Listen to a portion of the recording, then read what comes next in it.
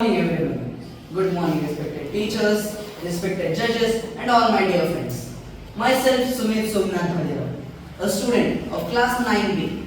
And today I stand before you not only to tell you a story as a student, but I stand before you also as a fragment of past. I stand before you also as a memory of childhood, and I stand before you as a narrator of the story of Abdul Kalam. Yes, it was a sunny morning on a beach where students decided that we should hold a kite competition, a kite flying competition where the sky will be filled with colorful kites. Abdul Kalam went running home and decided that he will build his kite on his own without anyone's help. He began to build the kite. The kite was ready. The kite was ready with bold and beautiful colors. But when the kite was seen by his father told him, "Son, should I help you to balance the kite a little bit? It won't fly in the sky for too long." But Abdul Kalam said, "No, I will do it myself. It is my kite." My pride held my tongue hostage. Afterwards, when he took his kite towards the beach, all the kids were flying their kites. And when Abdul Kalam threw his kite and pulled the string, the kite fluttered and then again crashed in the sand. Abdul Kalam thought, what was wrong with my kite? That when his friend Raman came running and told, "Kalam, your kite's tail is too light.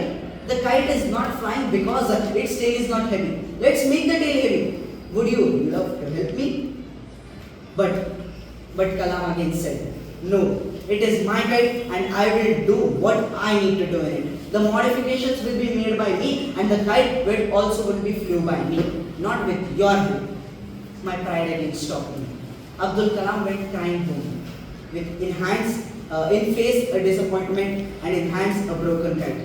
His father told him that day an important lesson, that Kalam, a kite never flies just because it has its own power, just because it can fly on its own. A kite flies because it accepts the flow of the wind. A bird flies because it accepts the flow of the wind. When you accept the flow of the wind, when you accept others, then only you can fly and soar high in the sky.